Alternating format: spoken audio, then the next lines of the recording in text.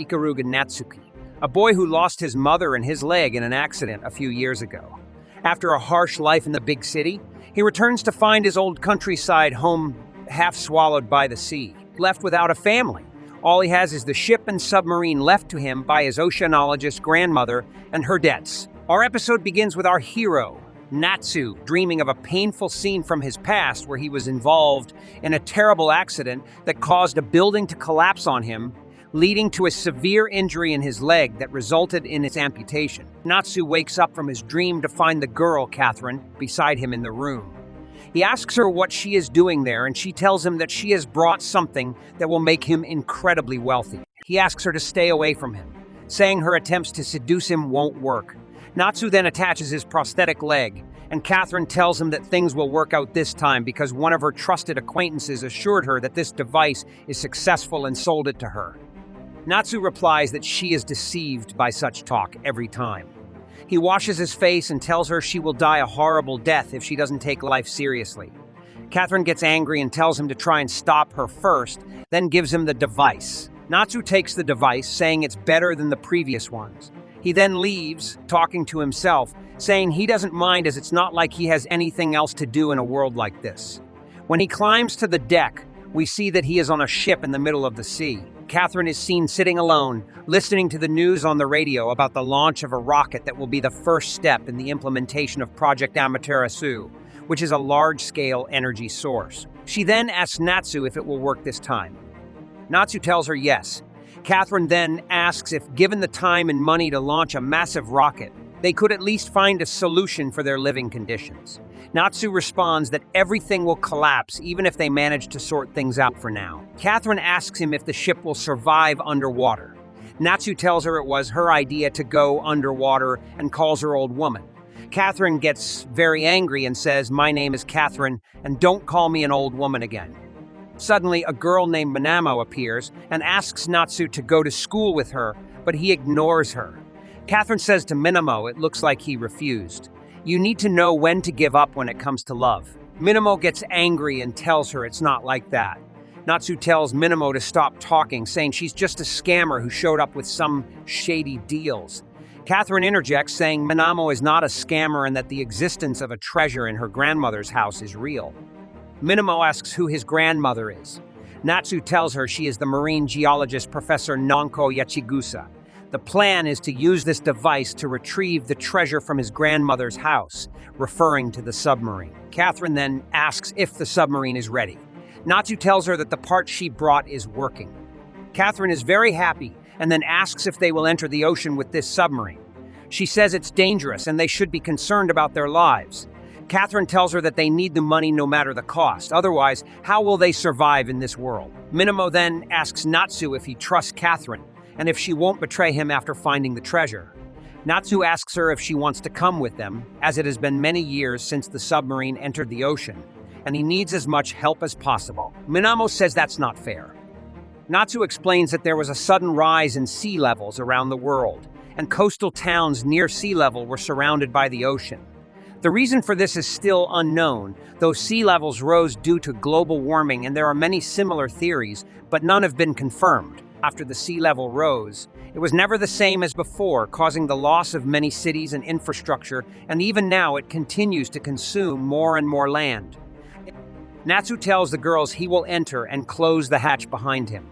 He asks Minamo to release the hooks and asks Catherine to operate the crane.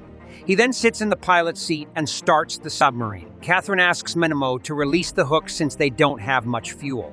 Minamo releases the hooks, and Natsu tells them he is diving in a shallow area and knows well where he is going, but he needs to go at least once. If no one goes down there, they might be lost at sea forever. The submarine descends into the sea, reaching their city, which had sunk underwater due to past events. Natsu informs the girls that he has found the city and begins searching. They see many fish, and suddenly, Natsu discovers a stasis capsule with a girl sleeping inside. He says she must be a human android, but she doesn't look like a doll. He lifts her using the hooks. Suddenly, the girl opens her eyes, frightening Natsu, causing him to lose control of the submarine, which crashes into the ground. Natsu recalls the painful past accident. Suddenly, he sees the girl outside the submarine trying to get in. Natsu orders his friend Minamo to pull the rotation lever. Natsu then brings the submarine to the surface of the sea and starts crying. He looks into the water and sees the girl, then quickly dives into the sea to save her. Then his prosthetic leg falls to the bottom of the ocean, but he says, "This is beautiful. I can see the sunlight." At that moment, the girl he saw below comes to him and kisses him. They emerge together on the shore, and they ask who this girl is and if she is a human android. She confirms that she is. They are amazed because they had never seen an android so lifelike before. They start thinking and realize that production of human-like androids had ceased a long time ago, meaning she is likely very valuable. One of his friends says they shouldn't sell her without permission. The android tells them that selling her without her mistress's permission would be illegal, and her mistress is Miss Nonko. Natsu approaches her and says, "I'm sorry, but your mistress passed away a month ago due to a severe illness." She responds, "Is she really dead? Well, may she rest in peace." Everyone is surprised at how calmly she takes this news, but they realize it's normal, because everything she says or does is just programming. She is an android and doesn't feel emotions. The android then learns that Natsu is her mistress's grandson and says, "I look forward to working with you, handsome boy." He replies, "My name isn't Handsome Boy since Natsu." She introduces herself as Atri and explains that when an android is given a name, it signifies that they are recognized as a living being, one of the valued attributes of her high-performance self. Then one of their friends, the red-haired girl named Minamo, leaves and says to them, "Make sure you don't sell her before I get back from school." "I won't be long," Catherine asks. "What are we gonna do?" Natsu replies, "I don't have the resources to keep a high-tech android with me. Not to mention I need to do something about this leg." They leave the place, but they find her slow. Natsu reassures her an android cannot disobey its master's orders. She stops and says, "This place is very new to me." Natsu tells her this place has changed a lot in the past few years. When he asks her how long she has been asleep, she replies, "Asleep. Was I sleeping all this time? I don't know. It seems all my memories are lost." Noticing she is barefoot, Natsu says, "Let's go to the market to buy you some shoes." Atri starts choosing a suitable pair of shoes, and when she finds one, she is very happy. She said, "Yes, because you have been kind to me." Then Natsu falls to the ground. Atri runs to him and checks on him, then helps him up until he says he is fine, explaining that he has an old model prosthetic leg. He takes out his walking stick and starts moving again as they go to the buyer who intends to purchase Atri. After examining her, the buyer finds that she is a fourth-generation model from the Yamazaki manufacturer and writes down her price on a calculator. They are thrilled with the amount as it could change their lives. But Atri says, "Wait a moment before selling me. My previous mistress gave me an order before I went into that long sleep. I want you to wait until I fulfill that order." When they ask what the order is, she thinks for a moment and then forgets the information. Everyone is surprised because she is a robot and can forget things like a human. The scene shifts as they leave the place, and Tree can't believe she forgot something so important. Natsu remarks that he is surprised the dealer gave them such a high price despite her being a piece of scrap. Atri gets very angry and says, calling a robot scrap is against the anti-robot discrimination law. Catherine then tells Natsu that she will take Atri with her for today, wait until she gets a good deal, and will call him when she finds a suitable buyer. They ride off on a bike, but Atri's shoe falls off. Natsu runs to catch up with them, but unfortunately he cannot. He finally arrives home, relaxes on his bed, and recalls some difficult events. While he is lost in his thoughts, he is surprised to see Atri in front of him. She tells him that she will be his leg from now on, and so our episode ends here. Stay tuned for the next episode, but don't forget to subscribe to the channel and hit the notification bell to get all the updates. Our episode begins with the robot, Atri, telling Natsu that she will be his leg. He is very surprised by her statement, so she explains that a robot must be useful to its master since he cannot run or jump well with his prosthetic leg. She holds his hands and asks him to rely on her because she is very strong. She then lifts him onto her shoulders, runs towards a small boat, and flies into the sky with him. They both fall into the sea together. The next morning, we see Atri puzzled as she didn't succeed in making the jump. Given Natsu's weight, she should have easily managed the jump. She tells him they should try again, and Natsu asks her what she is doing here since she was supposed to go with Catherine. Atri explains that Catherine ran away. After they parted ways, she continued walking with Catherine until a car appeared behind them. When she asked Catherine who they were, Catherine said they were debt collectors and told her to get off the bike because they couldn't both escape together. Catherine told her to hide nearby and that she would come back to get her. Atri got off and Catherine fled. Returning to the present, Natsu realizes this is why Catherine never stopped talking about money. Atri starts preparing breakfast and tells him she is high performance. Then, she drops an egg, causing a fire in the kitchen. She panics and doesn't know what to do. We then see the girl Minamo walking and talking to herself, saying she wishes Natsu would come to school with her because school is so much fun. But he would laugh at her if she said that to him. Suddenly, she sees smoke rising from the ship and runs quickly. Natsu and Atri come out and tell Minamo that they have put out the fire. When Atri starts to speak, Natsu stops her. She explains that making such human-like mistakes is proof that she is a high-performance robot, since ordinary robots wouldn't be able to make mistakes even if they tried. Natsu warns her that her mistake almost cost them their home. He then tells her that he is going to sell her because having a piece of junk like her around could cost many lives. Atri gets angry and tells him that calling a robot junk is against the anti-robot discrimination law, as it is offensive and clearly discriminatory. Natsu responds that he is not discriminating against robots in general, but specifically talking about her. Atri warns him that she is very angry and might have to use her rocket punch. Natsu reminds her that robots cannot attack humans and grabs her hands to take her with him. Minamo interjects, saying that his decision is wrong because Atri is the humanoid robot that his grandmother cared for, so he should look after her. Natsu agrees, saying that if his grandmother left something important behind, there should be some record of it. He decides to investigate and goes into the submarine. He returns with some of his grandmother's belongings, saying these are the only items he could find. Minamo asks Atri if these items remind her of anything. Natsu opens a book, searching for records about rising sea levels or anything related to upcoming weather modifications, as his grandmother was an oceanographer deeply concerned with these issues. Atri suddenly understands and says that his grandmother wanted her to stop the rising sea levels using her power. She believes she might possess the power to control the ocean and save the world. She then asks to show them her power and approaches the ocean, attempting to use it, but fails. Natsu comes closer and hits her on the head, asking what she thinks she is doing. He then asks if she remembers anything about his grandmother. Atri admits she doesn't remember anything at all. Minamo suggests they all go to school together since all the children go there, and they might discover something about Atri that could help her remember. Atri mentions that the word school sounds familiar to her and begins to think deeply. Minamo and Natsu eagerly ask Atri if she remembered anything. Atri replies that it's lunchtime, which makes Natsu lose hope. He tells her he will sell her since keeping her around is pointless. Atri asks if he wants to sell her to get a new prosthetic leg, and suggests she could become his leg and help him do anything he wants. Natsu refuses, saying he can manage on his own, and orders her to leave before he walks away. The scene shifts to Minamo and Atri walking together. Atri asks if it's right to leave their master Natsu alone. Minamo explains that sometimes humans need some time alone. They arrive at Minamo's house, and she tells Atri that her father is the regional chief, but has gone to the mainland and wants her to join him. However, she stayed because Natsu returned, and many people still live in the city, so she is not alone. As they drink tea, Minamo mentions that Natsu doesn't like hot drinks and prefers his tea slightly cold.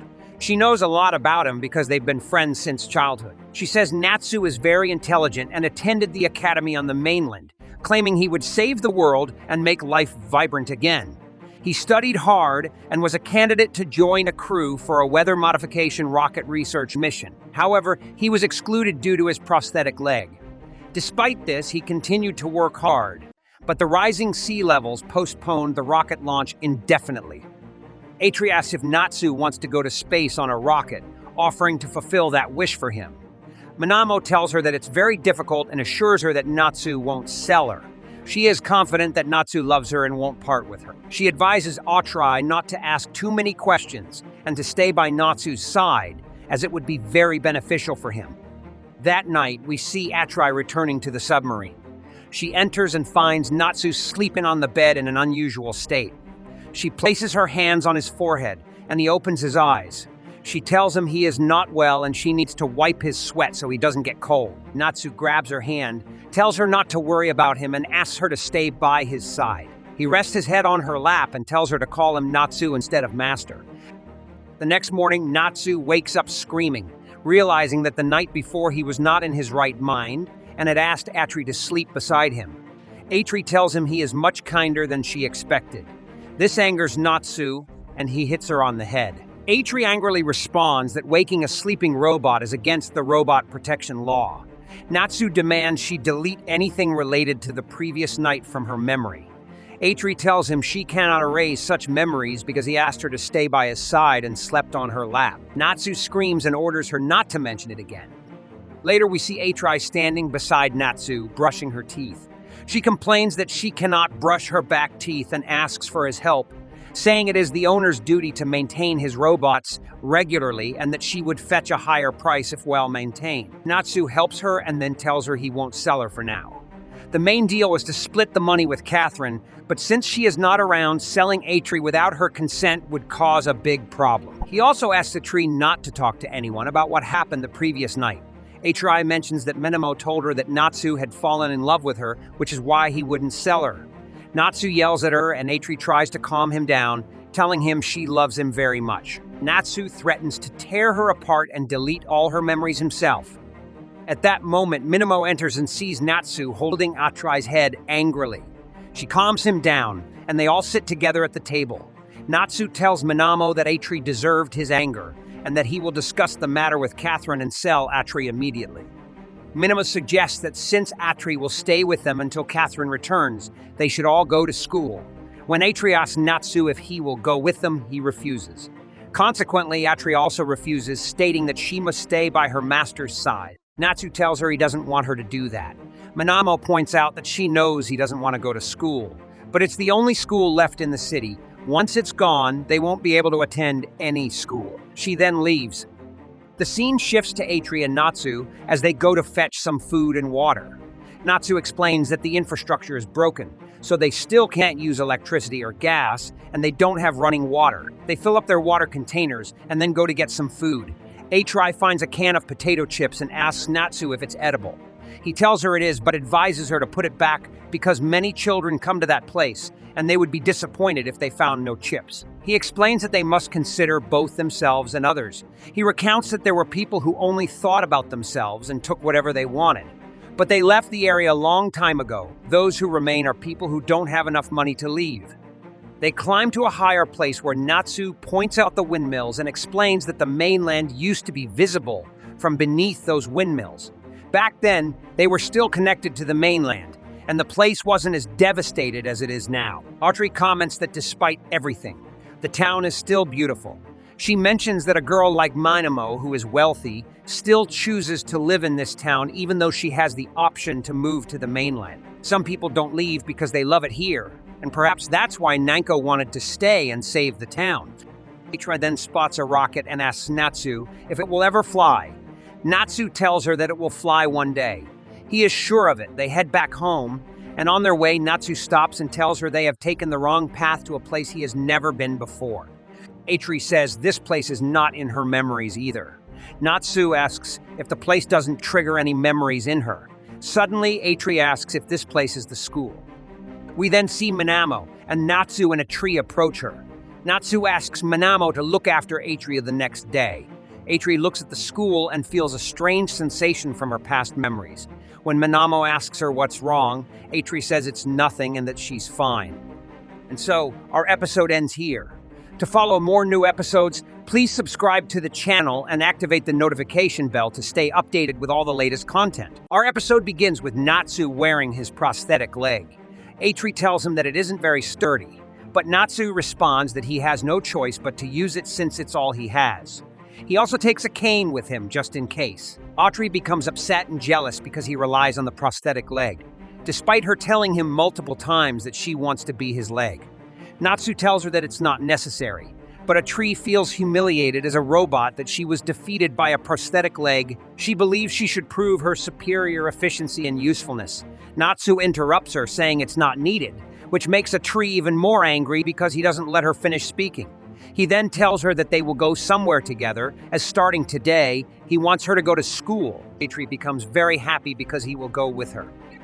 The scene shifts to the school, where we see Natsu giving Atri a notebook for her lessons. Atri is thrilled and tells him that now she can keep a record, as Nanko advised her to do so, to document what happens every day. Natsu asks her why she doesn't just store the information in her memory, since she's a robot.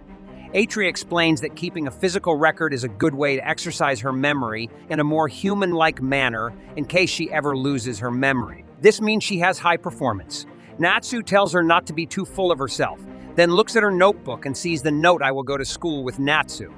Atri gets angry and tells him that this violates robot privacy laws. After that, they stand in front of the school building, and Atri suggests carrying Natsu easily since she has high capability. Natsu tells her that it's not necessary. Suddenly, 3 children appear with sticks and tell Natsu and Atri to stop. They call them mercenary killers, which surprises Natsu. The girl tells him she knows who he is. He's one of the bad mercenary killers who came from the mainland. She suspects he has a hidden gun in his cane and will kill people with it whenever he wants. Atri stands in front of Natsu and tells the girls that they'll have to go through her before hurting him. One of the girls tells Atri to move aside, calling her insignificant. Atri gets very angry, and then Natsu repeats the same words, which upsets Atri. She tells him not to speak to her like they do. Natsu approaches the girls and tells them that he must enter the building no matter what. He raises his cane towards them and says that if they don't move, he'll kill them with the gun inside it. The girls get scared and run away.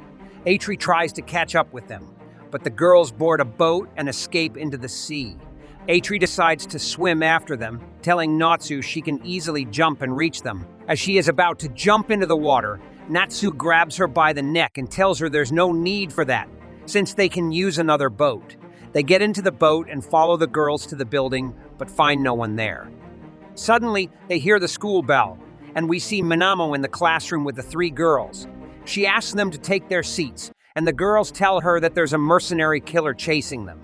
Natsu and Atri enter, and Natsu tells them to stop. Minamo is surprised to see him at the school. The girls accuse Natsu and the insignificant one, referring to Atri of chasing them to kill them. Natsu responds by saying they can call the insignificant one by the name Third Antique Junk, which makes she insists her name is Atri. Natsu looks around and asks where the teacher is. The girls explain that Minamo is the teacher, teaching them Japanese, mathematics, science, social studies, and everything else. Minamo tells Natsu that all the teachers have migrated to the mainland, and her parents asked her to close the school and handle the paperwork for the move.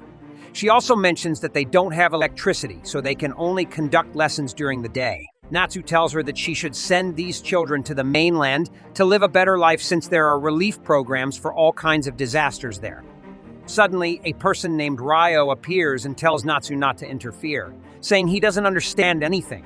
He questions what someone from the elite, who left this place to join the academy, could possibly know. Natsu responds that he hasn't abandoned this place.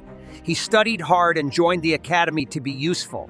Ryo retorts that Natsu should be genuinely useful instead of isolating himself on a distant boat. He criticizes Natsu and others like him, accusing them of spouting cliches and ideals without doing anything meaningful. This angers Natsu. The scene shifts to Natsu, Atri and Minamo leaving in a boat, bidding farewell to the girls. Atri tells Minamo that she was very happy to attend school. Contrary to her initial expectations, she had a very bad feeling that the place would be sad. Minamo looks at Natsu, who apologizes for coming to the school, feeling that he shouldn't have. Minamo apologizes on Ryo's behalf, explaining that he didn't mean anything personal. Ryo has had a lot of issues with the mainland, as when he took those girls there after their families died, they were treated poorly and ostracized. As Natsu and Minamo walk together, she tells him she wants to see him at school tomorrow because there's a lot for him to learn there. Natsu says he'll think about it, then asks where Atri is. Minamo tells him that Atri went home ahead of him to prepare dinner and try to cheer him up. Suddenly, Natsu hurries towards home. Upon returning, they find that an explosion has occurred in the submarine. They enter and find Atri, who had tried to prepare dinner but failed, causing the explosion. Atri welcomes them but can't see them because a pot is stuck on her head. Natsu lifts the pot off her head, and she apologizes, explaining that she wanted to cook but failed. She adds that making mistakes, like humans do, is a sign of her high performance. Natsu, frustrated, demands an explanation for the mess she's caused. Atri reveals that she was a combat robot created secretly by a certain country, sent to this town for sabotage. However, the war ended before she could complete her mission, leaving her without a home or purpose. She became a lonely, sad combat robot until Nanko adopted her, gave her the name Atri, and assigned her the goal of helping with household chores. However, being designed as a combat robot makes it difficult for her to control her strength. Natsu asks if robots can lie too. Atri happily responds, "Yes, I'm highly advanced, and that was all a lie." The scene shifts to Natsu and Minamo having a meal while Atri cleans. Minamo asks if this doesn't violate the robot treatment law, as Atri has the right to eat too. Natsu explains that the problem is Atri lied to him. Atri objects, saying that first, she is a robot, and second, she isn't good at household chores. Based on these truths, she logically concluded that she might have been a combat robot. Therefore, she believes she didn't lie to him. Natsu challenges her to prove it by launching missiles if she is indeed a combat robot. Atri agrees but fails to launch any missiles, explaining that she didn't do it because she's afraid of hurting him. Natsu retorts that her mouth is the only thing that works at a high level, telling her to shut up and stop talking.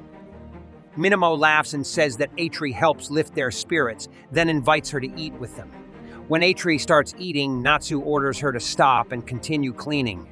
Later, Minamo bids them farewell, and Atri says she's looking forward to eating Minamo's cooking the next day. Natsu tells her she's punished and won't be eating. Atri insists she wants to taste the food to distinguish between good and bad flavors and decides to note this in her notebook. However, she can't find it in her pocket and realizes she left it at the school. They decide to return to the school to retrieve it.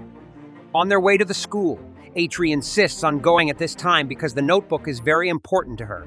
When they arrive at the school, they find the building in complete darkness.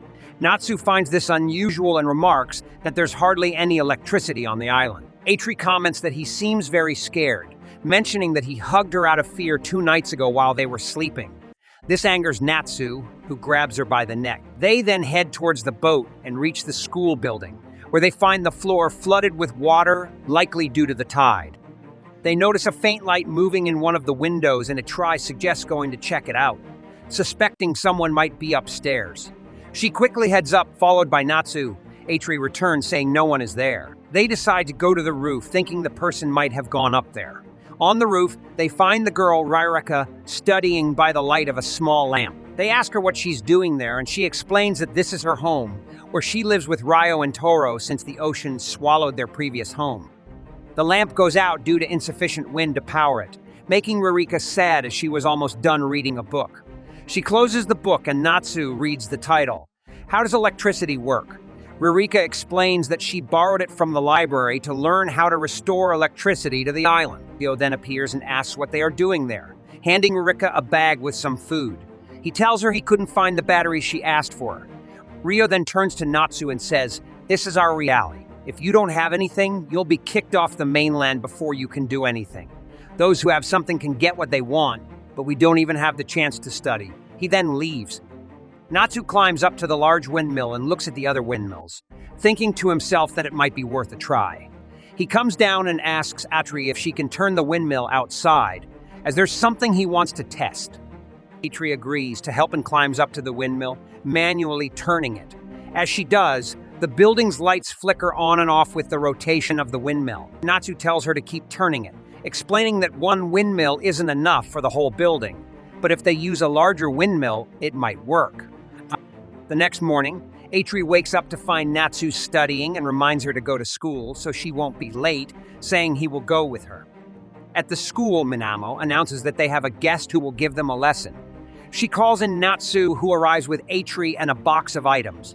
Natsu explains that he brought various items he collected around town the previous night, including small lamps, a motor, a fan, and batteries. Rireka comments that the lights will go out as soon as the wind stops. Natsu responds that they will try to make use of these items. The scene shifts to the girls outside the building trying out the small fan. Natsu explains that if they have a way to store the electricity generated by the wind, they could use it to light the lamp without needing the wind. The lamp lights up, surprising the girls.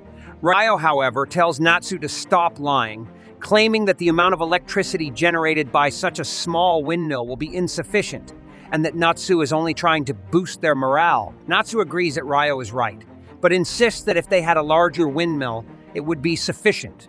He also mentions other methods of generating electricity, such as thermal power, water power, nuclear power, and geothermal energy. One of the girls asks if electricity can be generated from the ocean. Natsu explains that since the school is surrounded by seawater, and the second floor fills with seawater during high tide, they could use that energy. Ryo doubts this, questioning where Natsu would obtain the materials. Natsu points out that there is a large stockpile of materials right before their eyes, looking out at the sea. The episode concludes with this setup. To continue watching, viewers are encouraged to subscribe to the channel and activate the notification bell to receive updates on new episodes. Our episode begins with Natsu and his friends on a boat in the sea. We see the girls enjoying the speed of the boat, the cool breeze, and the pleasant weather. Natsu asks Ryo if they are heading in the right direction. Ryo asks him if he thinks they will be able to generate tidal energy. Natsu replies that theoretically, they can. As for an energy generator, it doesn't matter if it's wind power or nuclear power. It just needs fans to spin. So it's not that difficult. Ryo tells him that they are just kids and don't have resources or equipment. Natsu says they will search for resources, and if they don't find any, it means they can't generate energy, and then they will decide the next step. Minamo then comes and Natsu asks her why she is wearing a swimsuit. She tells him that Atri told her they would be diving, so she wore it.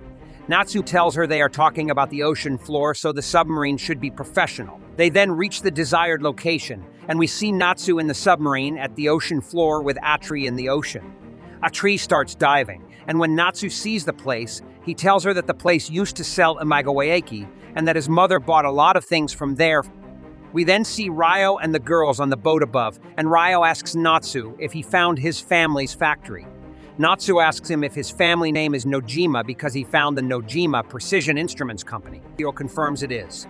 Suddenly, Atri appears in front of Natsu outside the submarine, carrying a crab. Natsu gets very scared and tells her he doesn't care if she found a crab or not.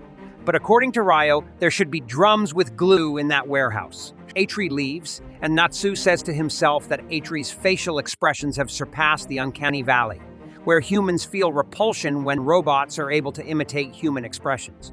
This is something human-like robots need to overcome, meaning she was made to be closer to humans. The scene then shifts to Natsu, Atri, and the girls, who are all very happy because Atri has brought them many crabs. Natsu asks her why she is so happy since she is a robot. Atri responds that crabs are very delicious and she loves them. Minamo joins them and sees a mold for making sweets. She asks Natsu if it is for making imagawaeki. Natsu confirms that it is and that it is still usable. He then asks Minamo if she can gather the ingredients because he is sure everyone wants to eat something. She tells him she will need flour, eggs, and red bean paste. Ryo arrives and asks Natsu about the glue. Natsu tells him that the lids were tightly sealed and there were no openings at all, so they can use it.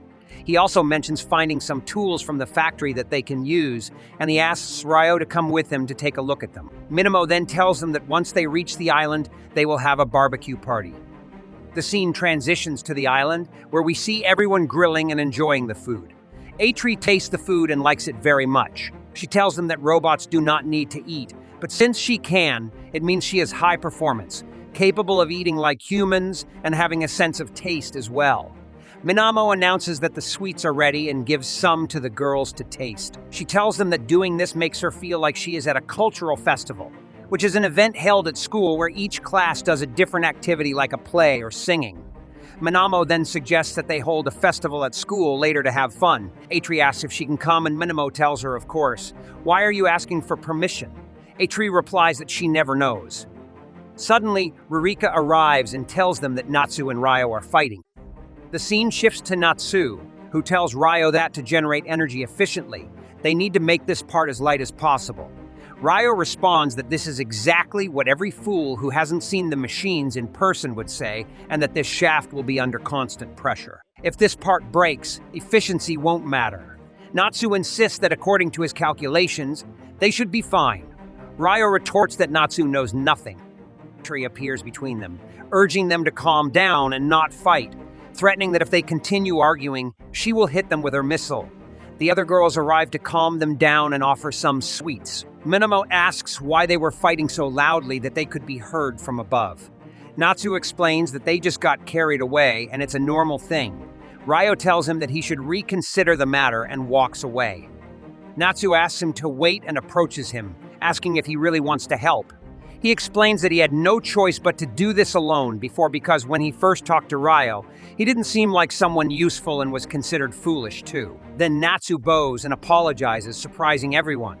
Ryo asks what he is doing. Natsu explains that this happened all the time at the academy when he was studying rockets. His calculations were fine, but when he tried to build and operate them, things didn't go as planned. The most useful thing during that time was experience. Ryo admits he hasn't had much experience in such things.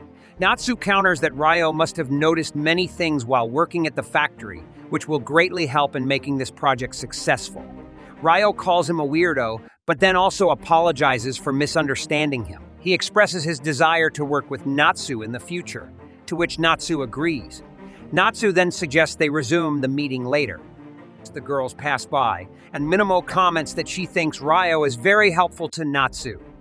At night, we see Natsu standing with Minamo, apologizing to her for asking her to bring women's clothes, knowing it's difficult for her. Minamo asks if Atri will be happy with them.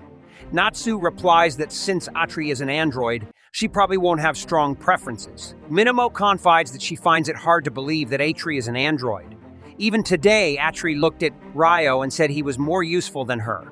This makes Natsu uneasy because he doesn't know how to treat her, like a regular person or a robot, since she isn't much different from a human. After finishing their conversation, they enter the room and find Atri waiting for them, wearing the pajamas. She asks if she is wearing them correctly. Minamo assures her that she looks very beautiful in them, making Atri very happy. Minamo then goes to change her clothes and is shocked to find Katarina in front of her, holding a knife and threatening her. Katarina shouts at Natsu, demanding he do what she asks if he doesn't want his friend to get hurt. Natsu tells her she's breaking their agreement about splitting the money. Katarina responds that she doesn't care and wants a lot of money now. When Atri sees what's happening, she's shocked because she thought Natsu had sold her and already taken the money. Minamo calls out to Atri, telling her to run. Katarina warns that if Atri moves, she'll kill Minamo. Natsu thinks quickly. If he tries to attack Katarina, she'll dodge, and he can't ask Atri to fight because androids can't attack humans. He decides to have Atri strike Katarina indirectly. He signals Atri towards Katarina, and Atri quickly moves and punches Katarina in the face. Atri attacks Katarina with her rocket punch, knocking her to the ground. Atri then asks, "What do you think of my special attack?" Katarina gets up from the ground, scolding Atri, and then rushes off. Atri turns to Natsu, saying, "I got rid of the thing that wanted to hurt you. I can be useful because I am high performance after all.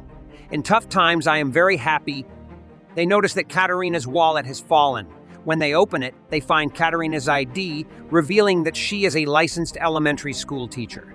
Later at the school, Natsu and Minamo talk about her. Minamo explains that her real name is Hanako Osada, and she used to teach at this school years ago.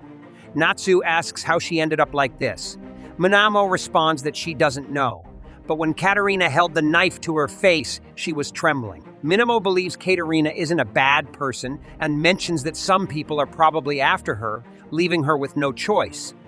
They then meet up with Nojima and ask how things are going.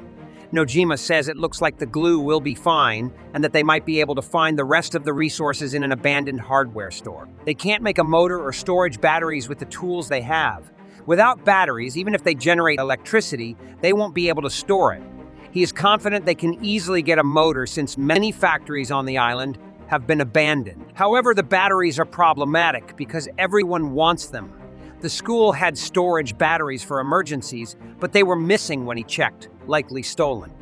They searched the city for batteries, looking in cars and houses but finding none.